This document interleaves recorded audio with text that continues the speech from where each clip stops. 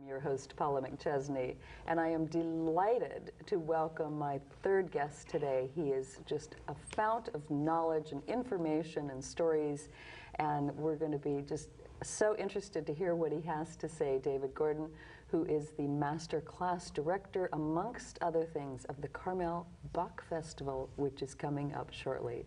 David, welcome to the program. Thank you, Paul. It's really nice to be here. It's great to have you here. Bad traffic and all. Uh-huh, yes. Yeah, but you're yes, here. Yes. You are here, you're here. Yes.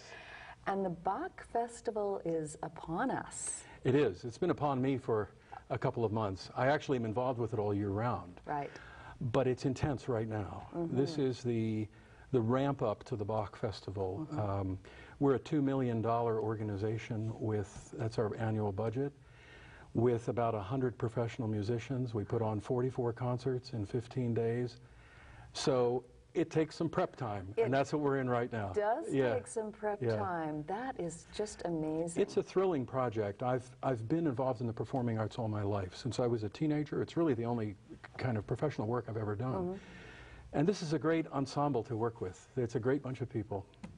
Yeah. It must be just so amazing. So just really quickly, because I want to dive deep into some of these things, the festival's been going on for how long?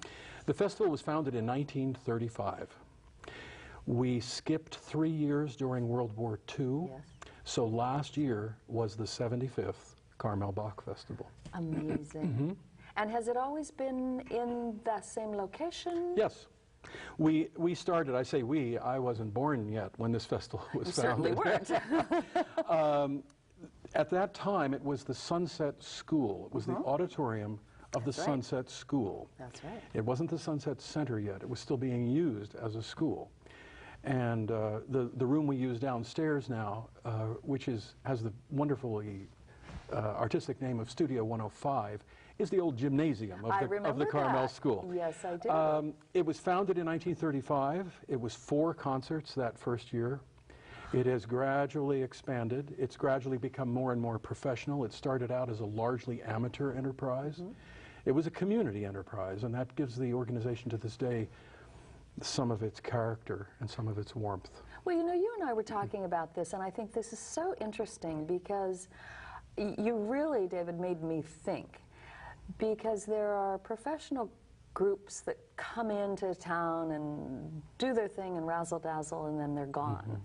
And what struck me so much about what you and I were talking about was how integral to the community this is in so many ways. So tell us more about that. It's a very important characteristic of the Carmel Bach Festival. I have worked as a tenor soloist in just about every great North American music festival over the years. Mm-hmm.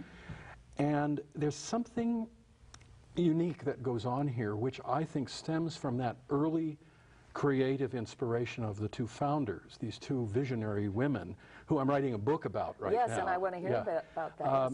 They, rather than imposing music from without, in other words, let's just get a lot of money and hire some famous person to come in, they did it differently. They engaged the community. They created an orchestra.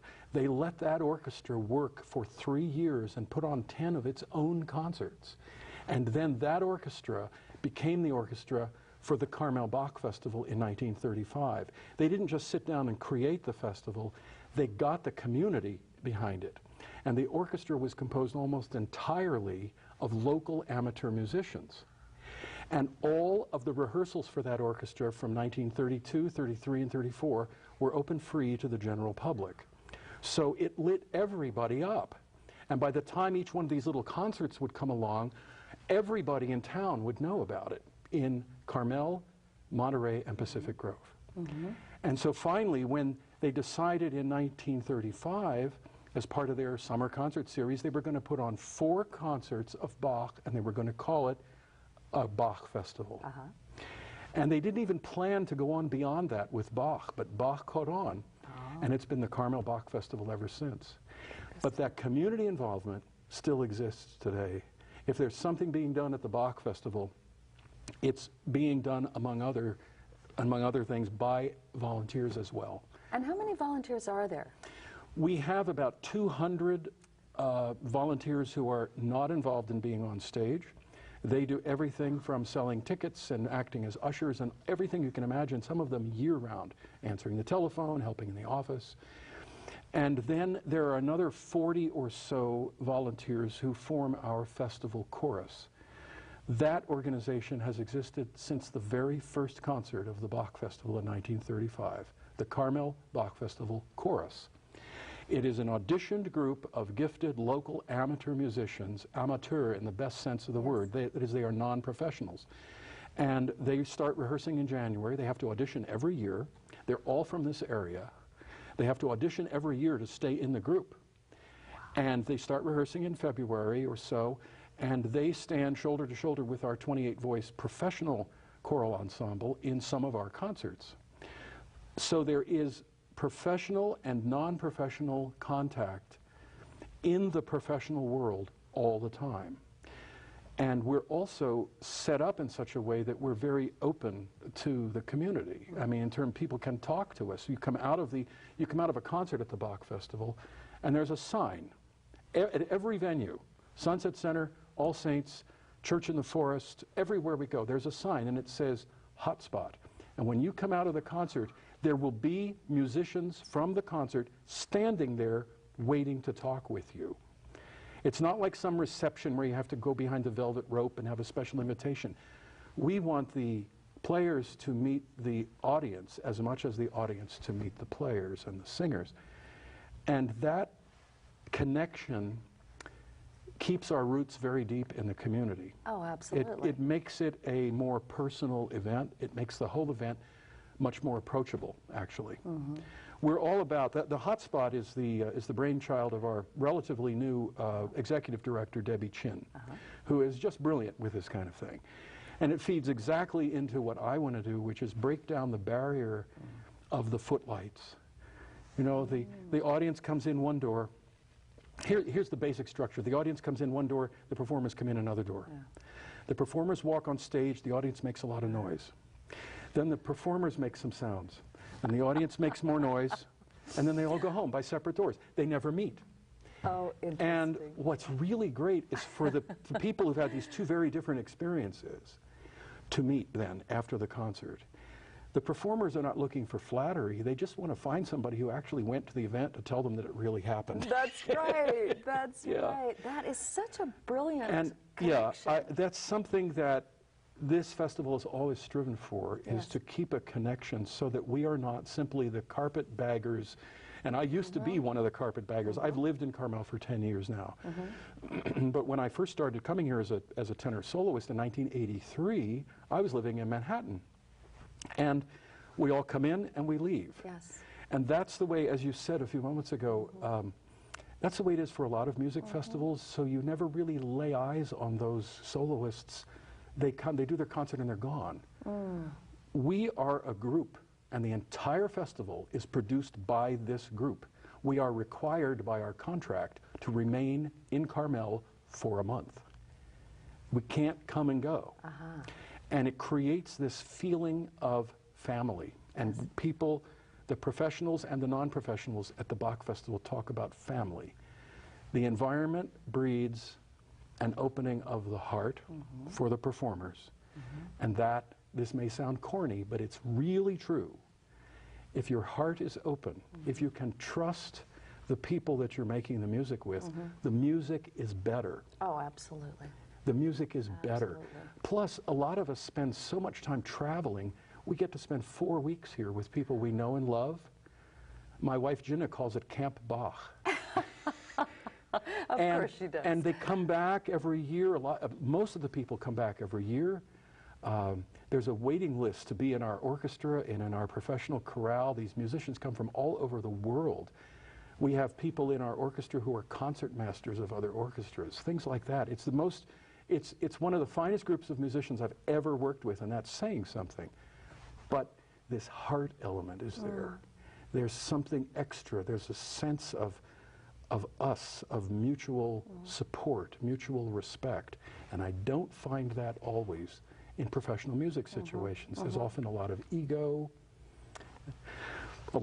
theater, And the people who live their lives like that don't survive here very long because there's no room for it. That's true. This is about friends making music with friends, and that's why the music making has such depth. Well, it's so amazing, David, and I love hearing you talk because it so speaks to me as a Carmel native and my love of Carmel and why we live here. What is that magic that keeps us here? And you're addressing it.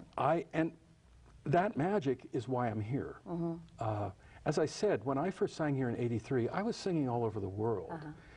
And I came here because they engaged me to sing a work of Bach in 1983. That's why I came here. It was a professional engagement. Wow. They put me up in the Cypress Inn for 4 weeks. I didn't have that many activities in those days, so I rented a car, I went to Big Sur, I went camping in Los Padres Forest, I went to Pinnacles, and I thought, I grew up in dairy farm country in Pennsylvania, which is very beautiful country, but the trees are not orange in Pennsylvania. and the sun doesn't set in the ocean. That's right. You know, if you go to the shore in Jersey, the sun comes up out of the ocean. That's right. And I think in many ways it was the place that attracted me here, the place and the other people who chose to be here that kept me coming back. I feel like I'm a California boy. I just wasn't clever enough to arrange to be born there. Well, but you're here now. But I'm here now. So that works. That works. But I found here a way of being an artist that that allows people to be a little more open and a little more vulnerable. You don't get that in New York. You don't really get that in the East Coast scene, in the art scene in general, as you know. Exactly. Things are a little more harder, a little more driven. But the best music making comes from when you are vulnerable. I mean, think of Pavarotti standing there and with his gesture where his heart is wide open. Literally singing his heart out. That is a very courageous way, inner or outer posture, a very courageous way to be, because there's lots of reasons in this life for us to protect our hearts. That's true. And we here in Carmel, that's one of the things I love about the masterclass, the vocal training program that I run. It's safe. It's a safe place to be. And a lot of us are looking for safe places to be, and here we can make art and make the art of music in an atmosphere where we trust each other. And then we can be really creative. I mean, this year is a very creative program, lots of French music going on, lots of Bach, but also lots of French music, including some raucous 19th and 20th century French music. It's a very varied program. It's probably the most varied program of any Bach festival that I've been involved with here. Interesting. So when does the festival actually start, David? Well, our official opening night is Saturday night, the 13th of July. And we open with a wonderful program of Bach and Handel and Gabriel Fauré, the great 19th century composer who loved Bach, and he wrote a beautiful requiem. We're going to do that. And then also on that program we have a world premiere. We're doing a world premiere every year of a new commissioned piece. This one by the great Scottish-American composer Thea Musgrave, one of my favorite modern composers. She's 85 now and lives in Southern California. So we open on the 13th, and between the 13th and the closing night on the 27th, we'll produce more than 40 concerts. We also have about a half a dozen things that happen before opening night. We have two of our master classes will happen. They're free. We will have 2 open rehearsals. We have open rehearsals where we open the door and invite people in to watch actual on-stage rehearsals going on. It's free to the community. You can find out all this stuff on our website, bachfestival.org. The complete schedule and more than you'd ever want to know about the Carmel Bach Festival is online. So it's a very wonderful and intense process, and I've been coming back, and this is my 25th season of working with the Bach Festival. My goodness. Yeah. That is such an amazing story, and you have so much knowledge and so many stories. If people wanted to come and just be around you and hear more of your wisdom, how would they do that? Well, this year I'll be teaching 5 of the 6 vocal master classes. That's an interesting experience because you get to watch these singers working hard to then make it look easy on the stage. Yes. You know? And so there's a lot of teaching that goes on there, a lot of explanation. It's a philosophical approach to singing. I also I will be giving 12 lectures during the festival. They happen prior to concerts, but you do not need to have a concert ticket to come to the lecture. And a lot of people come to the lectures just because I try to make it really encompassing and interesting. I don't fill people's heads with facts. I think of myself as an inspirational speaker on history and music. Oh, you I want to get people excited about this music and help them place it into the context of their lives. Oh, absolutely. Yeah. And you definitely do that.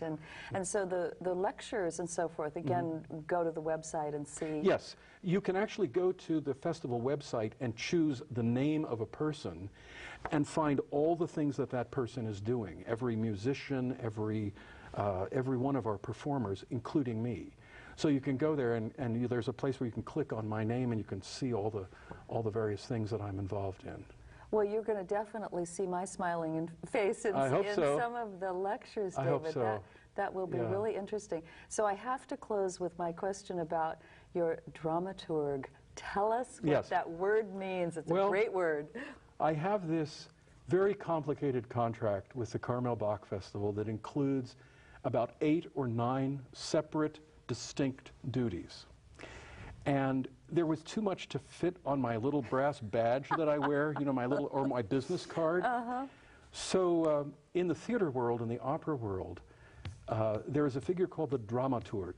And this is, the Germans say dramaturg, and the French say dramaturge. And it means the guy who does everything and knows it all. Oh, and smiles all the time. And smiles all the time while he's doing it. Well, you certainly are that guy, David. Thank you so much. Thanks for having me here. So appreciative of your time and your wisdom and your humor and your heart. And I know that I will definitely look forward to being there at the festival this year. Please. Thank you for joining us. Thank you. And thank you for joining us. I'm Paula Chesney, the host of Your Town television program. And remember, we're on the air every weekday from 5 to 6 p.m. Thank you and good evening.